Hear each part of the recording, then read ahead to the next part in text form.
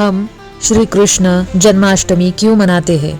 भगवान कृष्ण का संसार में अवतार सर्व मंगलकारी है, जिसका उद्देश्य सभी जीवों का उद्धार करना तथा उन्हें अपने घर भगवान के पास वापस लौटने का अवसर प्रदान करना है।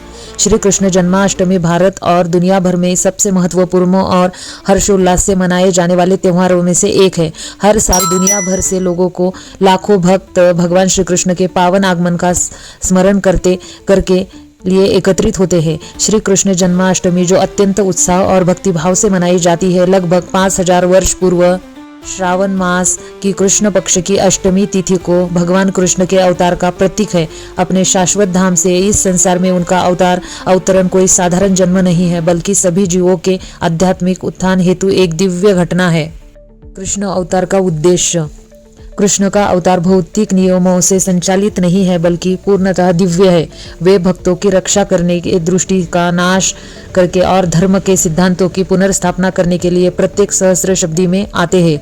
जैसे ही उनको भगवत गीता में घोषित किया, वे मानवता को एक धर्म और कृष्ण भावनामय जीवन जीने का स्पष्ट निर्देश देते हैं। शंकराचार्य, रामानुजाचार्य, मध्वाचार्य जैसे महान आचार्यों ने समर्पित से उन्हें भगवान के रूप में स्वीकार किया। एक सत्य जिसकी पुष्टि भगवत गीता, श्रीमद् भागवत और अन्य दैविक शास्त्रों के बार बार उल्लेख किया गया है।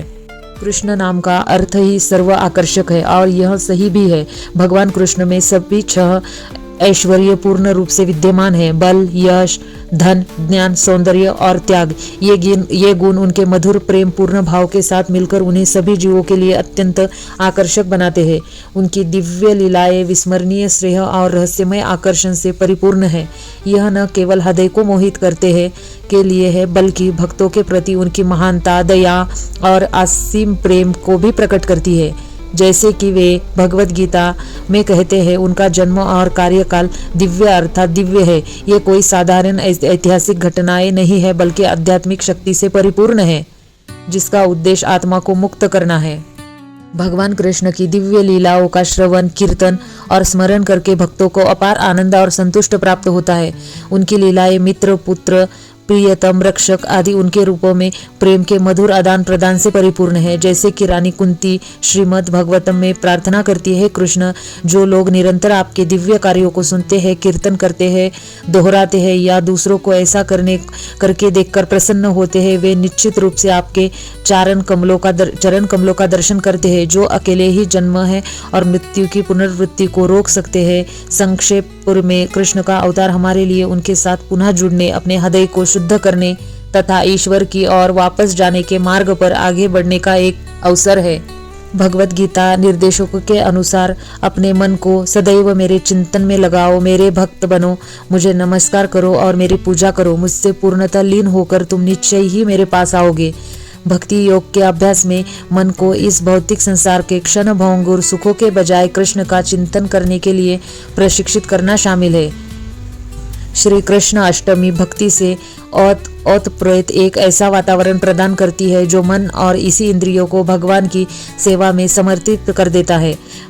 भक्तगण विभिन्न प्रकार की समृद्ध गतिविधियों में भाग लेते हैं, जिसमें शामिल है कृष्ण के सुंदर श्रृंगार, विग्रह के दर्शन और आरती, अभिषेक, भगवान का औपचारिक स्नान, भजन और कीर्तन, भक्ति गीत गाना और पवित्र नामों का सामूहिक जाप, ज्ञानवर्धक प्रवचन, कृष्ण की लीलाओं को दर्शाते सांस्कृतिक कार्यक्रम, कृष्ण प्रसाद का आनंद लेना, विभिन्न तरीकों से भक्ति सेवा प्रदान करना।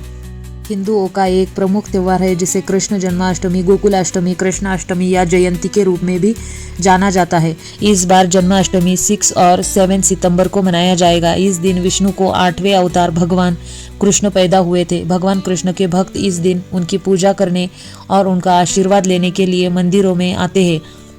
वैदिक कालक्रम के मुताबिक इस वर्ष भगवान कृष्ण का 5250वां जन्मदिन मनाया जाएगा।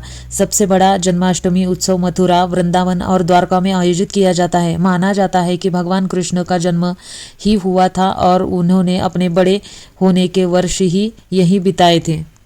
हिंदू पौराणिक कथाओं के मुताबिक विष्णु के 8वें अवतार भगवान कृष्ण देवकी और वासुदेव के पुत्र का जन्म मथुरा के राक्षस राजा कंस को नष्ट करने के लिए जन्माष्टमी पर हुआ था। कंस देवकी का भाई था। राक्षस राजा ने अपनी बहन और उसके पति को पकड़ लिया था और उन्हें जेल में डाल दिया था ताकि वह उनके 7वें बेटे यानी को भी मार सके, लेकिन ऐसा नहीं हुआ।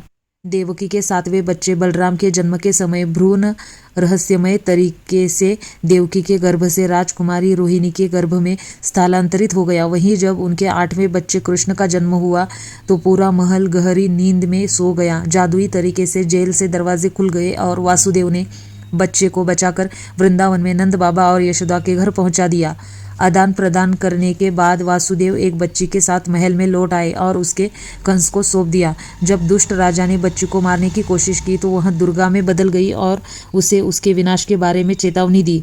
इस तरह कृष्ण वृंदावन में बड़े हुए और बाद में अपने मामा कंस का वध किया। भगवान कृष्ण के जन्म को जन्माष्टमी के रूप में मनाया जाता है।